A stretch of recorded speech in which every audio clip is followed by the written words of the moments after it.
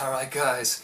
Yeah, I recently picked up Resident Evil Dead Island. I just thought I'd give my quick thoughts on it. If you haven't seen the movie, I definitely recommend going and checking it out, and then maybe coming back to see what I think about it. But I just think I'm a big fan of the Resident Evil series, and I think that Capcom right now are just sort of on fire, like with the quality of their games that they're putting out. I have a couple of their games, like I have Capcom Fighting Collection. This is really good for the PlayStation 4. Currently playing through Resident Evil 4, the remake for the PlayStation 5. Really absolutely loving it, absolutely loving it. And then you have like Street Fighter 6, really loving Street Fighter 6 right now. Trying to get good at the game. I'm sort of lowish ranks, but I'm trying to work my way up. Mainly playing Jory and Manon, and I want to get better with Cammy as well. I have other characters I want to use, but they're my main characters that I'm using right now. And then absolutely loved the Resident Evil 2 remake that they put out a few years ago. I just think these are absolutely fantastic. So I just wanted to kind of just quickly talk about the movies right now. Just a quick note that there's a steelbook available on Amazon right now for this film, which looked kind of cool. So I made some notes. So I just want to stay on track as much as I can. I was kind of mainly taking some information from IMDb as well. The director is, just forgive me, I might mispronounce this, but I believe it's Eiichiro Hasumi. Actors are Bill Butts, Eris Cahill, Kevin Dorman, and it's by Capcom, obviously, but with Sony Pictures Home Entertainment helping them out. The story that you can find on the website says, in San Francisco, Jill Valentine is dealing with a zombie outbreak and a new T-virus. Liam Kennedy is on the trail of a kidnapped DARPA scientist, and Claire Redfield is investigating a monstrous fish that is killing whales in the bay. Joined by Chris Redfield and Rebecca Chambers, they discover the trail and clues from their separate cases converge on the same location, Alcatraz Island, where a new evil has taken residence and awaits their arrival. And the cast is Matthew Mercer voices Leon Scott Kennedy, Nicole Tompkins voices Jill Valentine. She has a YouTube channel here on YouTube. I definitely recommend going and checking her out. She plays through the Resident Evil games, and she does also other modern games of different genres. She doesn't just do horror. She does other genres, and she interviews other voice actors and people who've worked on the game, people who work for Capcom, and she's great. Definitely check her out. Kevin Dorman voices Chris Redfield. Stephanie Panicello voices Claire Redfield.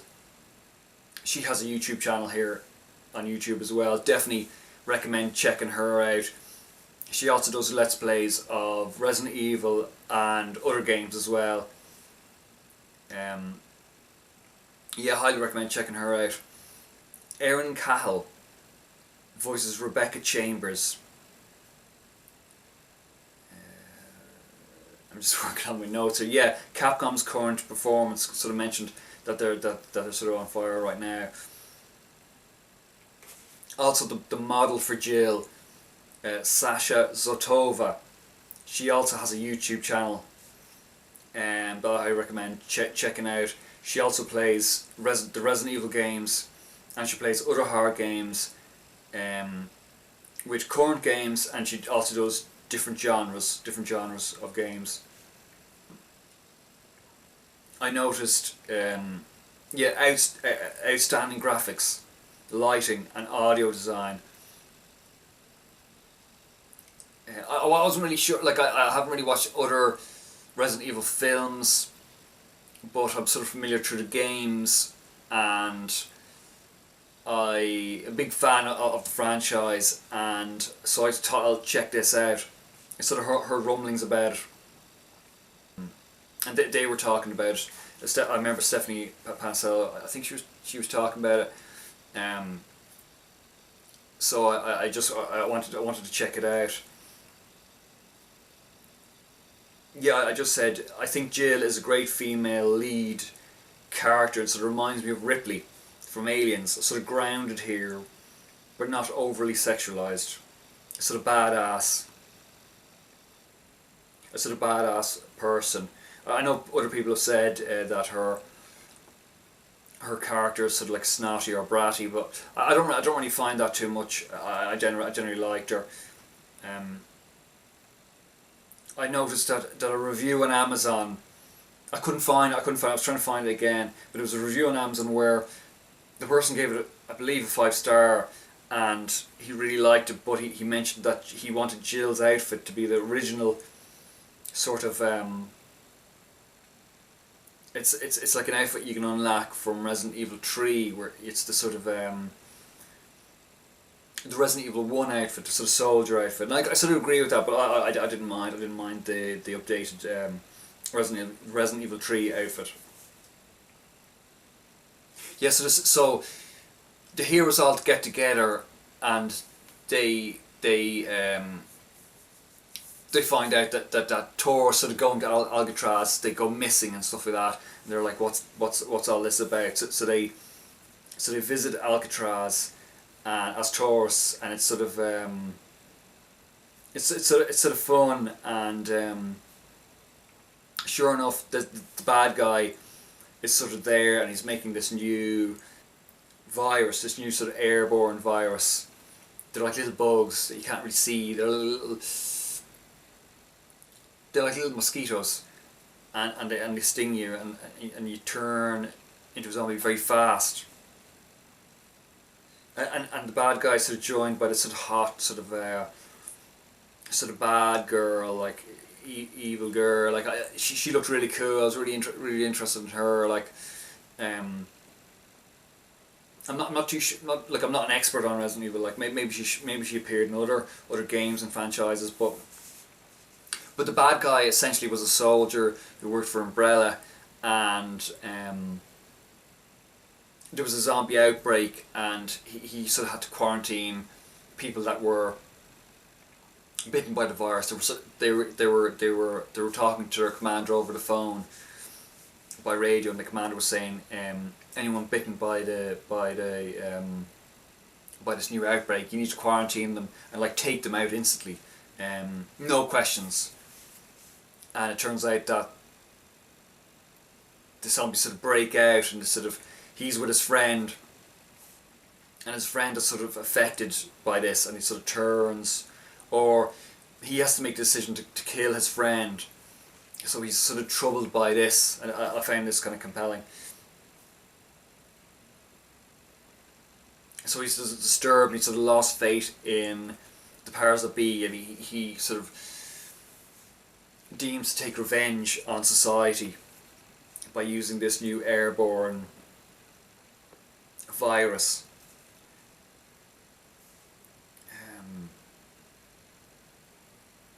I like the action's really good in this. The gunplay is really good in this.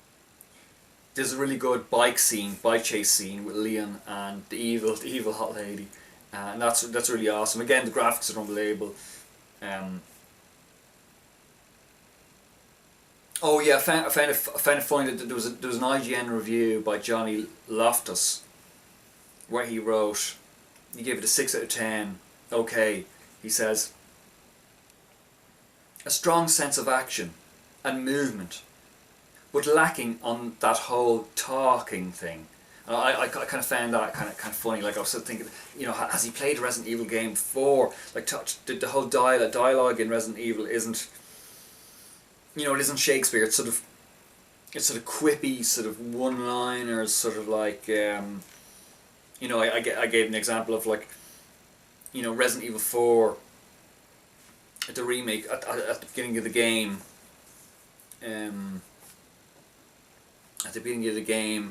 you know, Leon's sort of overwhelmed by all the zombies in a sort of, in a sort of big area. There's a church, and church bell rings, and all of a sudden the zombies are sort of mystified by this bell, and they're sort of led away, and they all disappear, and Leon says, "Where did everyone go? Bingo?" You know, it's sort of like quick, you know, sort of Hollywood one-liners. But I thought that was kind of funny. But shout out to that guy. Like I love IGN. I always go there. I love their reviews. Like it just sort of stood out to me. Yeah, I noticed that the Claire Redfield model is a different model than the Resident Evil 2 game. But I thought that was cool. Yeah, I loved the bike chase with Leon and the lady. So all the heroes go to Alcatraz, and they uncovered the plot, or the zombie outbreak there, and they all sort of shoot down all the zombies. There's a really cool action sequence of them like shooting them and like sort of taking control of the situation. And it's funny because it's sort of like a YouTuber there. He's sort of doing a video. Do the video, and he sort of turns as well. Like I guess Johnny will probably watch. You know, Johnny will. He could probably say the same thing about my very review, lacking on the whole talking thing. But there you go. I thought it was kind of cool. It's kind of fun. Like, so the bad guy is creating these bugs, but so they discover him. And then all the while, Rebecca in the background has sort of created a vaccine to reverse the virus, and she's arrived with soldiers. But they realise that there's some sort of there must be some sort of gigantic animal or fish or monster in the water somewhere, because whales have been eaten, and wildlife have been eaten with these huge bite marks in them. And she should arrive with a team of people, and of course they're overwhelmed by this monster. She survives with the vaccine, and she goes to meet up with the rest of the team. It was great to see all the heroes, all the main characters fighting together. I thought that was really good. I sort of liked all of them. The bad guy was good as well. Again, the graphics are unbelievable. Like and the audio design, the lighting design is really, really good, top notch. Like what stood out to me was at the end, or maybe I'm getting a bit off track. So yeah, they've uncovered the bad guy and his plot to release the stuff into the atmosphere because he wants to get revenge on society for sort of making him, you know, kill his own friend. He has a stick, and he keeps slamming the stick into the ground, and that sort of comes back later. He's sort of compelling, and there's a scientist that's sort of helping him, and he's trying to, you know, he has this gun with one bullet in it, so he has his suicidal tendencies. He keeps putting the gun to his head, keeps putting the gun to the scientist's head, and he's helped by the lady. So the bad guy realizes that they're trying to stop him, and he uses this new technology, these new creatures, these flies or mosquitoes in the air, and they all sort of get hit by it. And he sort of puts them into cells, and he sort of talks to them, saying, you know, I'm doing the right thing, and you are really the bad guys.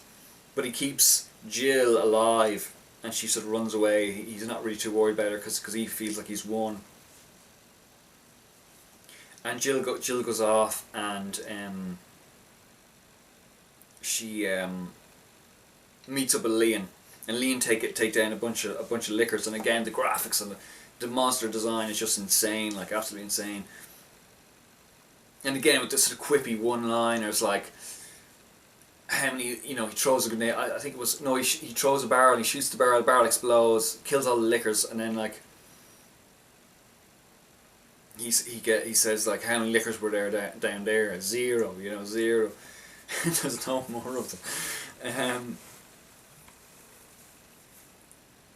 Just stuff that stands out to me is like when they approach the bad guy sort of takes the virus, injects himself with the virus, and falls into the ravine or the water pool, and he gets eaten by the huge sea monster, and sort of fuses with the sea monster to create this new crazy looking monster. I notice, the monster seemed to have like a kind of stick, a kind of slamming stick as well, like he had. And I thought that was kind of interesting. And but what really stood out to me was Jill jumps into the water, and there's sort of like an underwater swimming section, and I kind of think, wow, what could there possibly be swimming in later games? Maybe I think that would be awesome. And in games with all the heroes, where all the heroes are so selectable. The gunplay is really good, and nods back to Resident Evil 3, where Jill uses this gigantic sort of blaster gun. It reminded me of the gun from Metal Gear Solid 4. There's a huge railing gun, like a rail gun. She uses that, but it runs out of it sort of runs out of power. And he's sort of finished. The monster is sort of finished. They've sort of taken him down, but now the monster is trying to get it out into the sea, outside into the world, to wreak havoc. The scientist who was originally helping the bad guys tries to escape, dies in the process, where Claire Redfield's trying to help him, and gives her a password to